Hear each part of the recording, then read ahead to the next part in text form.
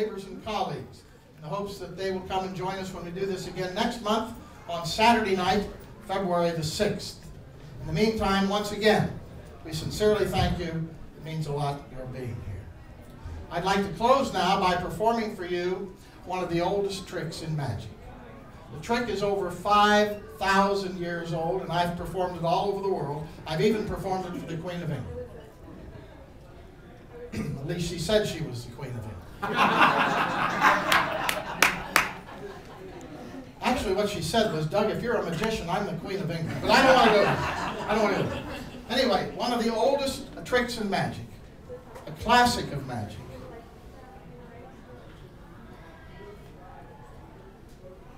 I'm stunned. A gift from John Walton to replace to replace the ones that were stolen. He wants to see your routine. Ladies and gentlemen, I have to tell you something. This man sitting over here is Richard Turner, the world's greatest card mechanic. He's a very close friend of mine, and he has a friend that we have a mutual friend, but really it's through Rick that I met a fellow out in Washington State by the name of John Walton. He runs a Pepsi-Cola distributorship, and he's a wonderful, wonderful Christian man and a magician. And the holder of the world record for consecutive faro shuffles. If you don't know what that is, I'm not going to go into it, but it's very, very prestigious to be holding this record. And Richard and I go every year down to North Carolina, Raleigh, North Carolina, to a Harley-Davidson motorcycle rally to do magic. And about 3 years ago, actually, let me just back up a minute. About 5 years ago, I had cancer in my tongue and had some significant surgery done.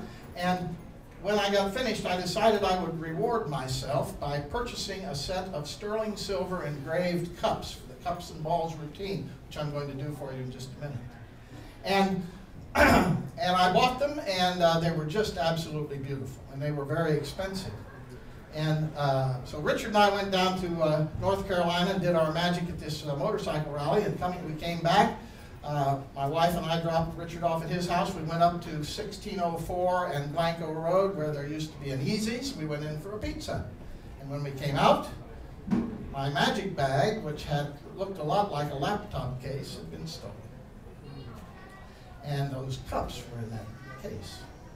And I couldn't afford to buy another set of sterling silver cups, so I did buy another set of cups from the same manufacturer, made in copper, and their handle and everything just the same, but they don't look as good. Apparently, John Walton has provided me with a new set of cups.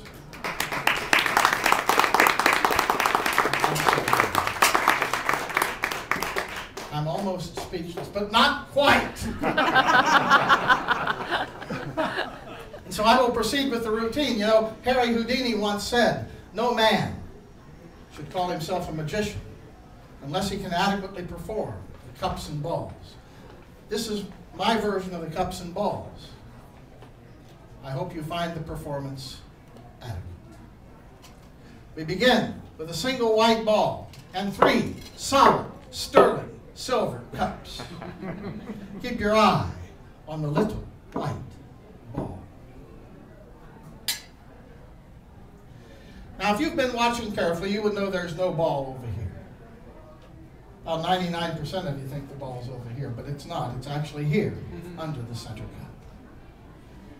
I'll do that for you again. Keep your eye on the little white ball. Now, once again, if you've been watching carefully, you would know there's no ball over here. I'm going to guess about half of you still think the ball is over here, but it's not. It's actually here, under the center cup. What? All right, I cheat. There's a ball under each cup. Now, in order to avoid any further confusion, I thought I would number the cups and balls. So this will be ball number 1, cup number 1. Ball number 2, cup number 2. Ball number 3, cup number 3. I begin by placing ball number 1 on cup number 2. I cover it with cup numbers 1 and 3 and snap my fingers. And ball number 1 penetrates cup number 1 by rising up, as if on an elevator. I'll do that for you again. I place ball number 1 on cup number 2, cover with cup numbers 1 and 3, and snap my fingers. And ball number 1 penetrates cup number 1 by rising up. As it, sometimes it penetrates cup number 2. I'm never quite sure what ball number 1's going to do. In any case, that's ball number 1 under cup number 2. This is ball number 2. I'll place ball number 2 on cup number 2, cover it with cup number 1, snap my fingers. Ball number 2 penetrates cup number 2 to join ball number 1 beneath cup number 2. That's ball number 1, ball number 2 under cup number 2. This is ball number 3. I'll place ball number 3 on cup number 2, cover it with cup number 3, snap my fingers. This time I'll even let you see it part way through. You see ball number 3 has already penetrated cup number 2 to join ball number 1 and ball number 2 beneath cup number 2. That's ball number 1, ball number 2, and ball number 3. Sometimes they go back where they started. I hate when that happens. In any case, that's ball number 1, cup number 1, ball number 2, cup number 2, ball number 3, cup number 3. I'll take ball number 1, put it in my pocket.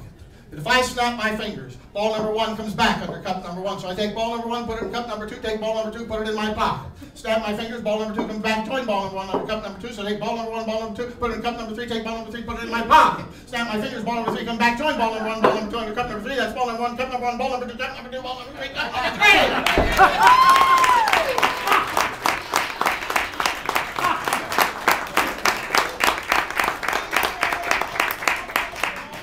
What you're thinking. Too many cups, too many balls, and this guy talks way too fast. So let me slow it down for you just a bit.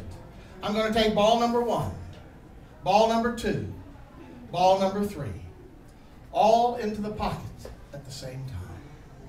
And if I do that and snap my fingers, I get ball number 1, ball number 2, ball number 3, and that, my friends, is the cups and balls. Thank you, John Walton, and good night.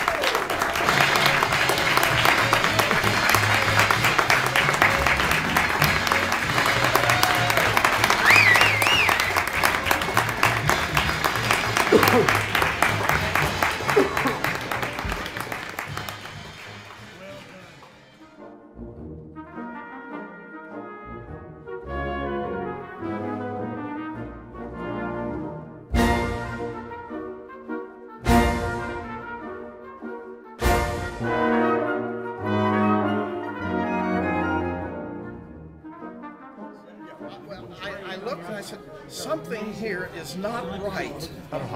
And then I looked and I thought, oh my God, where did these come from? And all kinds of things going through. Did somebody find them? You know, what happened? I had no idea. And so then, but you recognized what they were. I knew what they were after a minute. It took me for a minute, and then I was stunned. I had no idea where they came from. You recognized what they were. Yeah, I knew what they were. I knew. As soon as I got over the being stunned as to something's not right here, I knew what they were, but I had no idea where they came from. John, what can I tell you? I don't know where that came from, but I sure do appreciate it. It's really nice. Yeah, I know. Very nice. I was just a testament to hand it to you to give to you after you heard your story. Gee, Christmas. It's just, what a wonderful guy. You are a wonderful guy. It was a great show too. Thanks, Doug. And you played it. You played it just.